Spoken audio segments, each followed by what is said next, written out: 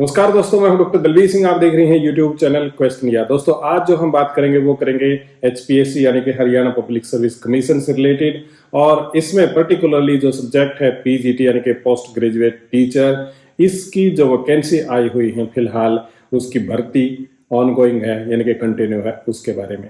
और पर्टिकुलरली हम जो बात करना चाहते हैं वो करना चाहते हैं कि इसका अब टेस्ट होगा, और टेस्ट का क्राइटेरिया हमारे सामने आ चुका है, सिलेबस हमारे सामने आ चुका है, परंतु क्राइटेरिया पहले भी आया था, अब क्राइटेरिया वो चेंज हो गया है। और यदि अभी तक आप अपडेट नहीं है तो अपने आप को अपडेट कर लीजिए, क्योंकि पहले एक ही टेस्ट था और वो था ऑब्जेक्टिव टाइप। अब इसके दो टेस्ट होंगे, एक प्री होगा और दूसरा मेन होगा, और फिर उसके बाद में इंटरव्यू भी होगा, यानी कि 3 स्टेज आपको पार करनी है। उसके बाद में ही हरियाणा पब्लिक सर्विस कमीशन के अंदर या फिर हरियाणा के अंदर आप पीजीटी पोस्ट ग्रेजुएट टीचर बन सकते हैं। तो दोस्तों जो आज का वीडियो है वो स्पेसिफिक है, पर्टिकुलर है कि किस प्रकार से हमें प्री की तैयारी करनी है, किस प्रकार से हमें मेंस लिखना है, मेन की हमें किस प्रकार से तैयारी करनी है। तो ये हालांकि पर्सन टू पर्सन वेरी कर सकता है, परंतु इसके अंदर मैंने जो फोकस करने की कोशिश की है कि हम अच्छे तरीके से किस प्रकार से प्री क्लियर कर सकते हैं और किस प्रकार से अच्छे से मेन की तैयारी कर सकते हैं। इसको पूरा देखने के लिए आप बने रहिए मेरे साथ।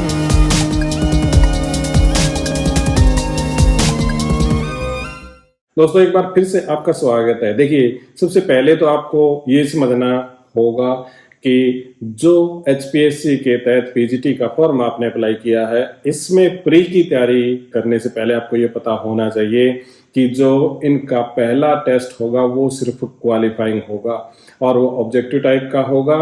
उसके 100 नंबर होंगे, 100 क्वेश्चन होंगे और 100 ही उसके नंबर होंगे, और एक क्वेश्चन 1 नंबर का होगा। परंतु इसके अंदर नेगेटिव मार्किंग भी है, परंतु 5वां ऑप्शन भी दिया गया, यदि आप उसको क्लिक कर देते हैं तब आपकी किसी प्रकार की नेगेटिव मार्किंग नहीं होगी। तो पहला जो टेस्ट है उसको पास करने के लिए आपको 25% यानी कि 25 नंबर लेने होंगे, क्योंकि 100 नंबर का टेस्ट है तो 25 नंबर आपके बने। फिर उसके बाद में आप मेन में जब आप पहुंच जाएंगे उसमें आपको लेने होंगे 35 मार्क्स यानी कि 35 नंबर, और फिर लास्ट में आपका इंटरव्यू होगा, और इंटरव्यू 12.5 नंबर का है। उसके अंदर आपके जितने नंबर आते हैं फिर आपके टोटल बनेगी कंबाइंड मेरिट, और मेरिट के आधार पर ही होगा आपका सिलेक्शन।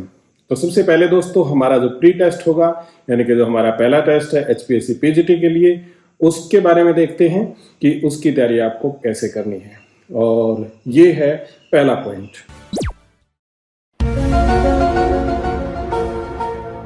दोस्तों सिलेबस की बड़ी इंपॉर्टेंस है। मैं तो ये कहता हूं कि सिलेबस सबसे पहले जरूरी है आपको, और सिलेबस का क्या करना है, आपको एचपीएससी की साइट पे जाना है, और एचपीएससी की साइट पे जाके आपको पर्टिकुलरली जिस प्रकार से आप स्क्रीन पे देख रहे हैं इसी ऑप्शन पे जाके आपको पीजीटी को सर्च करना है, फिर आपके सब्जेक्ट को सर्च करना है। हालांकि यहाँ पे मेवात कैडर अलग से दिखा रखा है, परंतु मेवात कैडर और हरियाणा कैडर का सिलेबस अलग नहीं है, सिलेबस एक जैसा ही है। उस सिलेबस को आप डाउनलोड कर लें, आपकी टेबल के ऊपर ये सिलेबस होना चाहिए। हो सके तो आप इसको लेमिनेट करा लें, हो सके तो आप दीवार पे चिपका लें, हो सके तो आप इसको टेबल पे रख लें, क्योंकि सिलेबस यदि आपके सामने पड़ा हुआ होगा तो आप निश्चित तौर से उस पर बार बार फोकस करेंगे। और सिलेबस की बड़ी इंपॉर्टेंस है आपके स्टडी मटेरियल वगैरह ढूंढने में, किस प्रकार से आपको तैयारी करनी है उसमें आपकी हेल्प करेगा। क्या आपने सारा सिलेबस कवर कर लिया है उसके बारे में, इसके बारे में पता चलेगा, और कौन सा टॉपिक आपका वीक है, कौन सा टॉपिक आपका स्ट्रॉन्ग है। सिलेबस आपके लिए बहुत मायने रखता है। तो सबसे पहले इंपॉर्टेंट बात है कि सिलेबस को अपनी टेबल पे रख लीजिएगा।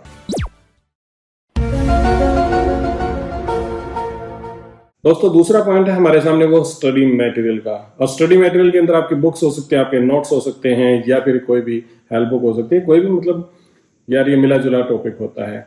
इसके अंदर क्या है कि स्टडी मटेरियल आपके पास होना चाहिए। तो सबसे पहला जो पॉइंट था वो था सिलेबस का, और सिलेबस को मतलब आपको हाईलाइट करना है कि ये स्टडी मटेरियल आपके पास है। बहुत बार ये होता है कि जब हम तैयारी करते थे हमारे पास भी ऐसा होता था कि जो हमारा सिलेबस है पर्टिकुलरली उसमें एक आध टॉपिक ऐसा होता था जिसका स्टडी मटेरियल ही हमारे पास नहीं होता था। यानी कि तैयारी करने से बिल्कुल पहले आपको ये करना होगा कि अपने स्टडी मटेरियल को अपने टेबल पे लाना होगा। हो सकता है आपके पास बुक्स हो, परंतु कभी कभार ऐसा होता है कि सारी बुक्स में आपका स्टडी मटेरियल नहीं कवर होता, क्योंकि बहुत सारा आजकल वाइड सिलेबस आने लगा है। और वाइड सिलेबस की मतलब क्या होता है कि कई सारे टॉपिक्स आपके बुक्स में कवर नहीं होते। हो सकता है आपको नोट्स जुटाने पड़े, हो सकता है आपको कहीं से और अरेंज करना पड़े, हो सकता है आपके पास हैंड रिटन नोट्स हों। जो भी कुछ है, बात यह है कि आपके पास वो मटेरियल होना चाहिए और वो स्टैंडर्ड का हो। देखिए, कई सारी किताबें पढ़ने की बजाय ये होता है कि एक ही किताब को आप 10 बार पढ़ लें, मतलब बहुत सारी 10 किताबों को पढ़ने के बजाय एक किताब को आप 10 बार पढ़ लेंगे तो आपकी परफेक्शन आएगी, परंतु वो बुक आपकी स्टैंडर्ड की हो, आपका स्टडी मटेरियल, आपके नोट्स हैं वो स्टैंडर्ड के होने चाहिए। अब चलते हैं दोस्तों तीसरे पॉइंट पे।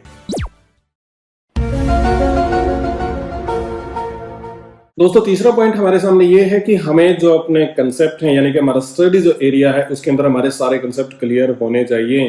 कई बार ऐसा होता है कि बहुत सारे टॉपिक, बहुत सारे पॉइंट ऐसे होते हैं जिनके बारे में हमें पता नहीं होता, और कंसेप्ट यदि आपको नहीं पता है तो आप निश्चित तौर से स्कोर नहीं कर पाएंगे।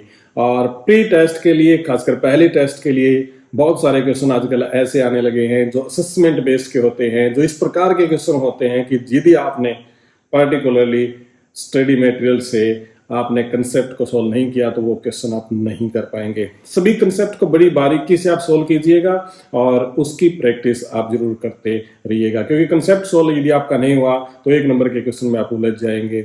और उलझाने का मतलब ये है कि आपने गलत असेसमेंट की तो आपके नेगेटिव मार्किंग में आप जाएंगे, और यदि आपकी 5वां ऑप्शन आप भरते हैं, यानी कि आपको क्वेश्चन आता ही नहीं, फिर भी आपका स्कोर तो कम होता ही है। तो कंसेप्ट बहुत ज्यादा जरूरी है। कंसेप्ट के आधार पे बहुत सारे क्वेश्चन आते हैं और वो कंसेप्ट आपके सॉल्व होने चाहिए। कंसेप्चुअल नॉलेज की बात मैं कर रहा हूँ, मैं कंसेप्ट की यहाँ पे डेट वगैरह, फिगर वगैरह रटने की बात नहीं कर रहा। तो कंसेप्चुअल नॉलेज आपका जरूर होना चाहिए।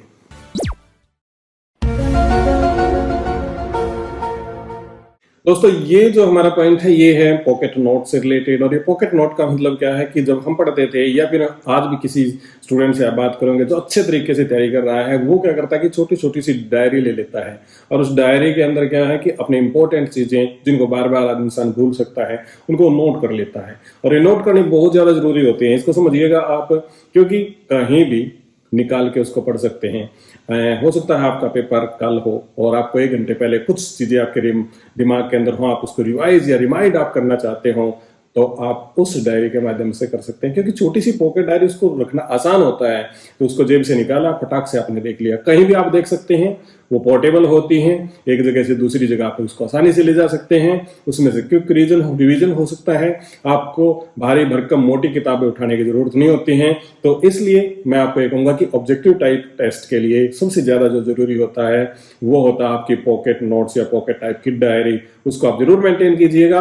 और मेरा ये सजेशन है कि यदि आप किसी मतलब एक बाउंड्री पर रुक जाते हैं, कई बार होता है कि हम बच्चों से सुनते हैं ना कि 1 नंबर से रह गए, 2 नंबर से रह गए, तो वो काफी खतरनाक होता है।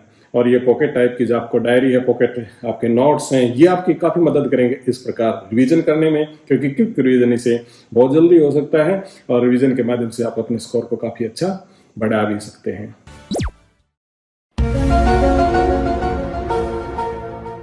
दोस्तों ये पॉइंट हमारा बड़ा कमाल का और बड़ा इंपॉर्टेंट है। देखिए ये है हमारा ओल्ड क्वेश्चन पेपर से रिलेटेड। ये ओल्ड क्वेश्चन पेपर बहुत ज्यादा मदद करते हैं। पहली बात तो इसमें से आपको पैटर्न का पता चलता है कि किस प्रकार का पैटर्न एचपीएससी में आता है। दूसरा क्या है कि ओल्ड क्वेश्चन पेपर के माध्यम से आपकी प्रैक्टिस होती है। प्रैक्टिस से मतलब आप ये समझिए कि हूबहू आपका मॉक टेस्ट हो जाता है। मतलब आप पेपर में बैठे हैं जैसे, उस प्रकार से आपकी तैयारी हो जाती है। आपको पता चलेगा कि एचपीएससी किस प्रकार से पैटर्न वाइज क्वेश्चन पूछती है, कहाँ पे उसका फोकस होता है। और यदि आपकी मतलब कोई भी आपका सिलेबस है, यदि वो 2 या 3 पार्ट में डिवाइड है, जैसे फॉर एग्जांपल इंडिया के कॉन्ट्रास्ट में या फिर वर्ल्ड के कॉन्ट्रास्ट में, तो आपको ज्यादा पता चलेगा कि ये किस पीरियड से है। जैसे हिस्ट्री की बात करें, मेडिवल से ज्यादा आता है, एंशिएंट से ज्यादा आता है, मॉडर्न से ज्यादा आता है। ज्यादातर हर बच्चा ना फोकस करता है मॉडर्न पे, और कई बार क्या होता है कि एचपीएससी फोकस करता है मेडिवल इंडिया पे। तो उस प्रकार का जो आपको पता चलेगा कि जनरली जो एचपीएससी है वो किस पे ज्यादा फोकस करता है, तो इस हिसाब से आपकी तैयारी हो सकती है। और पुराने जो क्वेश्चन पेपर वो काफी मदद करते हैं। एक तो ये पैटर्न आपको समझ में आएगा ही, मॉक टेस्ट तो आपका होगा ही, इसके साथ में आपका कॉन्फिडेंस भी बिल्ड होगा कि इतने क्वेश्चन आते हैं, इतने टाइम में हम सोल्व कर सकते हैं। आपको इस बात का पता चलेगा कि एचपीएससी असेसमेंट बेस्ड के क्वेश्चन देती है या नहीं देती है, और यदि वो आते हैं तो कितने सारे क्वेश्चन उसके अंदर आते हैं। तो मैं आपसे यही अपील करूंगा कि यदि आपको पुराने क्वेश्चन पेपर मिलते हैं तो उनको आप जरूर लीजिएगा। और एक दिक्कत हमारे सामने जरूर आएगी, बहुत सारे हमारे दोस्त कहेंगे कि एचपीएससी तो पहली बार पीजीटी का टेस्ट ले रही है। इससे पहले तो हरियाणा स्टाफ सिलेक्शन कमीशन यानी कि एचएसएससी लेती थी, तो हम पुराने पेपर कहाँ से लाएंगे, वो नहीं है, तो है भी नहीं, ये सच्चाई है। मैं आपको यही सलाह दूंगा कि जो असिस्टेंट प्रोफेसर है ना हरियाणा के अंदर, तो असिस्टेंट प्रोफेसर के पुराने जो पेपर हैं उनको आप जरूर लीजिएगा। और यदि आपके पास असिस्टेंट प्रोफेसर के भी आपके पास नहीं है क्वेश्चन पेपर, तो मैं आपको ये सलाह दूंगा कि हमारा जो व्हाट्सअप नंबर है 8818000333, उस पर आप मैसेज कीजिएगा। वहां आपको ये पुराने पेपर यानी कि असिस्टेंट प्रोफेसर के जो क्वेश्चन पेपर हैं वो आपको मिल जाएंगे, हम उनको प्रोवाइड आपके लिए कर देंगे। तो चाहे किसी भी सब्जेक्ट के, मोस्टली सभी सब्जेक्ट के क्वेश्चन पेपर हमारे पास हैं, तो आपको प्रोवाइड कर दिए जाएंगे। और बाकी तो जैसे एचपीएससी का आपकी बार टेस्ट होगा उससे और ज़्यादा बेहतरीन पता चलेगा हमें, और उसके बाद में हमारा नॉलेज और भी बढ़ेगा, क्योंकि इससे पहले तो हरियाणा स्टाफ सिलेक्शन कमीशन ही पेपर करवाता था पीजीटी का। अब की बार क्योंकि एचपीएससी करवा रही है, तो एचपीएससी असिस्टेंट प्रोफेसर का ही पैटर्न को फॉलो करेगा, ऐसा हमें लगता है, और लगता नहीं, ये लगभग तय है। इसी के साथ दोस्तों मैं आपको एक बात और बताता हूँ, यूजीसी नेट का जो सिलेबस है ना, लगभग उसको मान के आप चलें और उसी प्रकार से तैयारी करें जिस प्रकार से आप यूजीसी नेट की तैयारी करते हैं। यदि आप उस लेवल की तैयारी नहीं करेंगे तो फिर बहुत ज़्यादा मुश्किल आपके लिए हो जाएगा।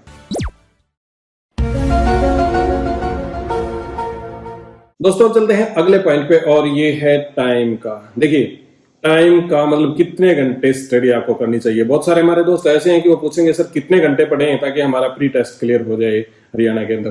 देखिए मैं आपको बताता हूँ कि यूपीएससी लेवल का टेस्ट नहीं है ये, ना ही एचएस लेवल का टेस्ट है, उससे तो थोड़ा सा कम हल्का कंपटीशन इसके अंदर रहेगा। और अप्रोक्सीमेटली 8 घंटे आप दिन में जरूर दें, और कब से दें, आज से ही देना शुरू कर दें, क्योंकि एग्जाम की डेट अनाउंस कभी भी हो सकती है। दोस्तों इस बात को याद रखें कि एग्जाम की डेट कभी भी अनाउंस हो सकती है, और यदि एग्जाम की डेट अनाउंस होती है तो आपके पास टाइम कम है, आज ही आप पढ़ना शुरू कर दें। 8 घंटे जरूर दें, 8 घंटे आप पढ़ने के लिए दें, 8 घंटे आप सोने के लिए दें, और बाकी जो टाइम आपका बचेगा उसमें तैयार होएं, कुछ यार दोस्तों के साथ गप्पे लगाएं, डिस्कशन करें, हाँ थोड़ा बहुत मीडिया भी देख लें। इस प्रकार से आप तैयारी करेंगे तो ज्यादा बेहतरीन ढंग से आप तैयारी कर पाएंगे।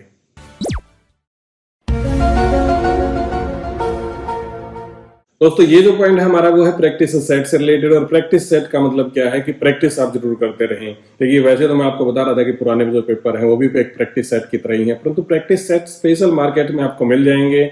उसमें से आप पहले से पेज मोड़ के ना रखें, पहले से निशान लगा के ऑप्शन पे मत रखें। जो आपके ऑप्शन हैं 4 उनके ऊपर टिक मार करके ना रखें। हर बार जब भी करें प्रैक्टिस के तौर पे करें, प्रैक्टिस सेट के तौर पे उसको पढ़ें।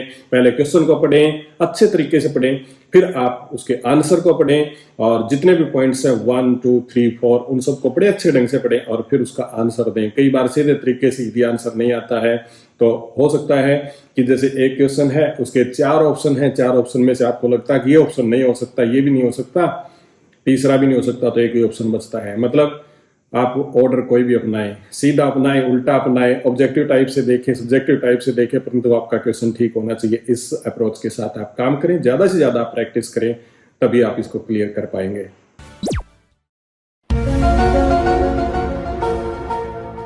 दोस्तों ये है लास्ट पॉइंट, और लास्ट पॉइंट बहुत इंपॉर्टेंट है, लास्ट बट नॉट लीस्ट जिसको मैं कहूंगा, और ये है आपका मोटिवेशन से रिलेटेड। देखिए पढ़ाई स्टडी इतनी आसान नहीं है, और इतनी आसान नहीं है तो हम बोर हो जाते हैं। जनरली हम सब का मन करता है हम इंस्टाग्राम को देखें, रील को देखें, बनाएं, वीडियो पे काम करें, कुछ और, मतलब हम ये सोचने लग जाते हैं कि कोई बात नहीं, नहीं भी हमारा क्लियर होता तो हम और कुछ कर लेंगे। देखिए दोस्तों, यदि आप तैयारी कर रहे हैं, यदि मैदान में आप घुस चुके हैं, और यदि आपने मन बना लिया है कि पीजीटी का टेस्ट मुझे क्रैक करना है, तो अपने मोटिवेशन लेवल को आपको हाई रखना पड़ेगा। अच्छा लेवल रखें अपने मोटिवेशन का। इसके लिए आप बुक पढ़ सकते हैं, मोटिवेशन से रिलेटेड आप वीडियोस देख सकते हैं, और भी बहुत सारे तरीके हैं जिससे आप मोटिवेशन को अपना अपग्रेड रख सकते हैं, अप टू द मार्क रख सकते हैं, और एक अच्छे लेवल तक आप रख सकते हैं। यदि आपका मोटिवेशन लेवल कम होता है तो उसे दोबारा से फोकस कीजिएगा, और दोबारा से मन को बनाइएगा। कम से कम 8 घंटे जरूर दीजिएगा। 8 घंटे से कम यदि आपकी स्टडी है तो निश्चित तौर से आपको प्रॉब्लम हो सकती है, आपका प्री टेस्ट अटक सकता है, और प्री ही अटक गया तो फिर मेन की बात छोड़ दीजिए, सिलेक्शन की बात तो कहाँ होती है। तो मैं दोस्तों आपको यही सलाह दूंगा कि मोटिवेशन को हाई रखें, अप रखें, तभी आपका ये टेस्ट क्लियर होगा। तो ये दोस्तों मैंने करीब 8 पॉइंट आपको बताए हैं और ये बताए हैं कि प्री टेस्ट को आप क्लियर कैसे कर सकते हैं। अगले वीडियो में हम बताएंगे कि मेन को क्लियर कैसे कर सकते हैं। हालांकि इसमें अभी देरी है, मतलब पहले प्री टेस्ट होगा तभी तो मेन की तैयारी करेंगे, परंतु आज से ही यदि आप सब्जेक्टिव टाइप पढ़ेंगे तो ऑब्जेक्टिव टाइप उसी में कवर हो जाएगा। तो अगला वीडियो आपका आएगा सब्जेक्टिव टाइप से रिलेटेड। इसी प्रकार से आप साथ दीजिएगा और उस वीडियो की वेट जरूर कीजिएगा। मैं मिलता हूं बहुत ही जल्द आपको अगले वीडियो में, तब तक दीजिएगा इजाजत। बहुत बहुत आपका धन्यवाद।